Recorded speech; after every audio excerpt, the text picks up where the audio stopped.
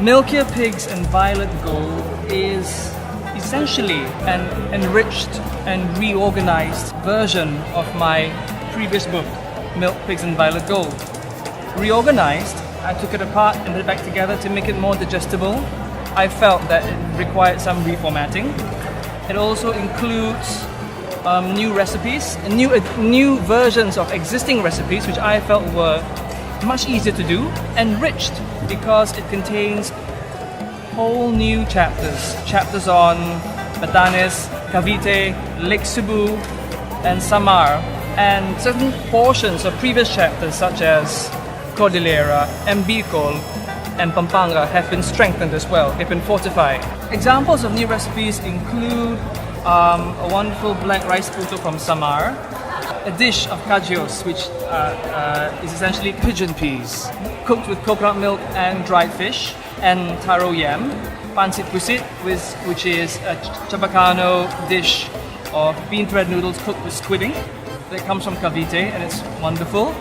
And last but not least, a dish of kidney beans, a very comforting dish of kidney beans softly cooked until it's almost like a mush with kinudai, which is the ibaloy smoked pork. The book begins in South Luzon because that was my introduction to Philippine cuisine. Because I had a yaya who came from Laguna, and a lot of the food she brought to our table came from this part of the country. She would make crispy pata, especially when there were church fairs. Every Sunday we had pancit canton. A magazine in Singapore, they gave me an assignment to go to the farm in San Benito, Lipa, Batangas, to write about that establishment, and it's a detox establishment. So after the writing stint, I had someone take me around the province to eat and had the most wonderful time.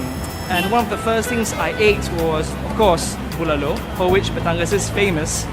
And it's essentially a beef shank, a huge beef shank, a hulking beef shank, in a broth with corn, cabbage, and black peppercorns. And it was wonderful. And actually, on that same outing, at that same place, it was the first time I saw suman being made. And it was just the most amazing experience. And it was that particular trip, actually, that opened my eyes to a lot of delicacies I had no idea about. And that was when I decided I was going to embark on this journey. I find the Cordillera just magical. And the food from that part of the country is as rugged as its terrain. And there's a lot of smoked meats, salted meats, such as, of course, the very well-known itag and the ibaloy kinudai, and a great reliance on root crops as well, so ube and taro yam gabi. Of course, a lot of the vegetables that you see in Baguio, a lot of them actually come from the lowlands. So in the uplands, most of the veg you get are very hardy root crops. I can tell you what is in the book. There are recipes for caldereta, very standard caldereta with goat.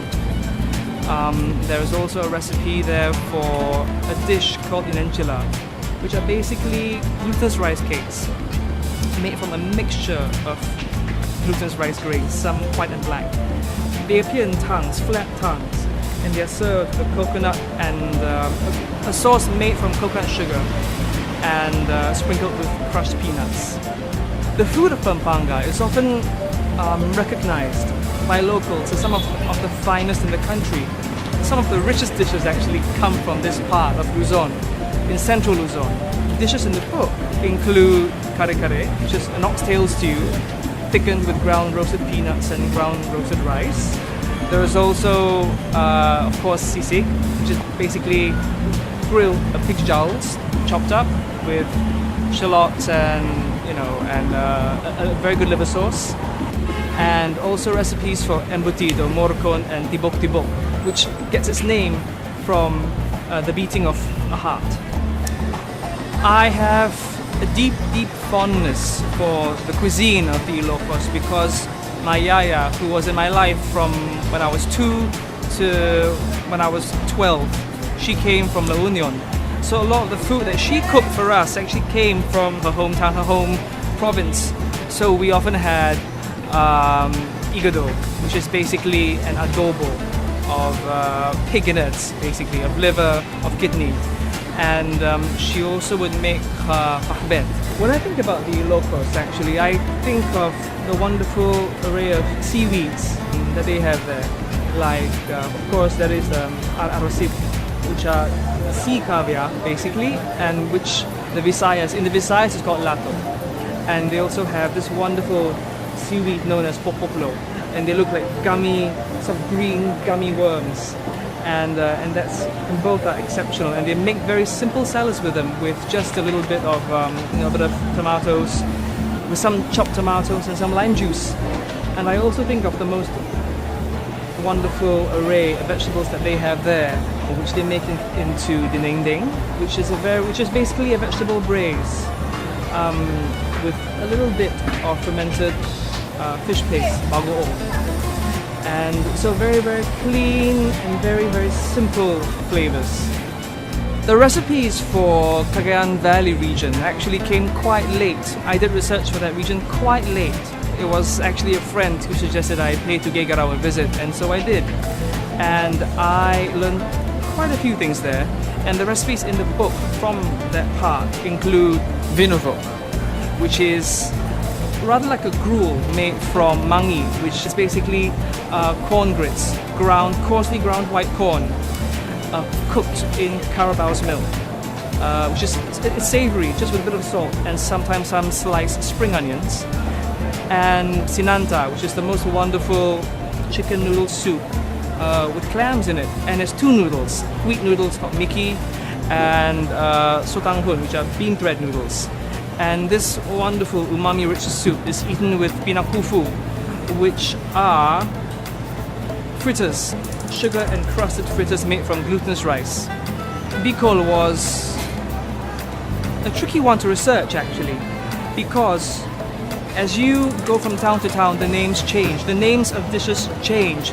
So you could be talking about the same thing, but the moment you move a few kilometers out, it becomes something else. It's called something else.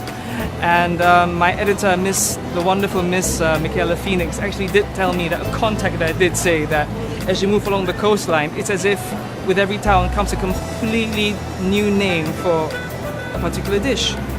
And when people think of Bicol, they think of the coconut. And the coconut appears in so many dishes in one form or another, be it in the form of lucaron, which is basically the flesh of what we call teenage coconut. So it's not dry and hard like niyog, nor is it like buko, which is far too soft. This is in between. So it's solid, it's crunchy, but there's a certain creaminess about it. The recipes in this book from the Bicol repertoire include, of course, the wonderful Bicol Express, gulay na natong, which is what a lot of people call laing. There is a very interesting dish of chicken, a free-range chicken cooked with saba in the milk of a roasted coconut, so the milk is slightly grey. For the gastronome, the Visayas and Negros region, they have so much to offer. And different towns and cities, each of them have a particular speciality.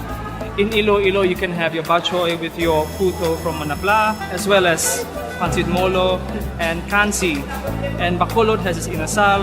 Cebu has its lechon, which they eat with puso, which is basically it's a rice cake. It's rice packed into a container of woven palm leaves and boiled. And of course, in Eastern Visayas, they have a huge array of kakanin, including the very well-known moron, which is a two-toned suman, half chocolate and half white with coconut milk. It's made from ground rice, so it's creamy, not made with whole glutinous rice grains. But when I think about this particular place, about this particular area, I think about seafood, in its dazzling diversity. So we've got dilis, we've got, tangige, and we've got tulingan, and all of these are made into many, many things. They can be made into sinigang, they can be made into paksiw, which the Cebuanos call inuunan. What I love actually is the kinilaw, which is a celebration of freshness to me. And the dilis here, these beautiful glassy fish, for example, can be made into the most wonderful kinilaw. Simply deboned, butterfly and spritzed with an acid of some form. And that's what a kinilaw is. In essence, it's basically a ceviche. And actually on the subject of kinilaw, one of the most dazzling versions was in Cagayan de Oro. And this was prepared with malasugi, which is white marlin. And the fish, it was cubed and bathed in tuba, coconut wine. And into this slightly alcoholic liquid was scraped the flesh of a fruit called tabon, matte brown globes that looked terribly unappealing. But what this mixture did was it helped eliminate any trace of fishiness from the finished dish. In the book, I cover northern Mindanao, and I do talk quite a bit about the food of the Maranao, which are basically, they are a tribe from Mindanao, obviously from northern Mindanao, and they live around Lake Lanao. And so I've dedicated quite a little bit of space talking about their cuisine, about their rituals. And one of my favorite dishes in the whole book comes from that chapter. And it's a dish for chicken that's been, you could describe it as a kind of curry. It's poached in this coconut liquid with turmeric, with sakura, which are like basically, they're rather like spring onions. And the cooked chicken, the curried chicken, is then cooked in this very dry mixture of spice grated coconut. And it's quite wonderful. So the coconut sort of encrusts the chicken. I dare say most of the recipes in the Davao section of this book came from the late Chef Eddie Lascano, who was wonderful and incredibly generous with his time. And he took me around the fish market, and I got the chance to cook with him at the Marco Polo Hotel for an entire afternoon. And of the various dishes he made, two really stood out. And one was a very simple soup with various kinds of shellfish, from clams to mussels to conch, in a broth with a bit of tomato and sweet potato tots. And as well as a dish of, he had a pork leg and he grilled it and he scorched it. And then he braised it in coconut milk, a little bit of bagoong made from fish, and breadfruit chunks as well. And that was amazing. When I think about my time in Zamboanga, my very brief time in Zamboanga, I really think of these guys here, these beautiful creatures. And they're known as spanner crabs or curacha. And I think of them because I nearly missed the chance to try them all together. And I was at Alavas, which is a very, very famous seafood establishment in Zamboanga, and they didn't have them. And there was only not long before going to the airport, I got to see them, a huge pile of them on ice in a roadside market. And so I got to try them not with Alavas special sauce, but simply steamed.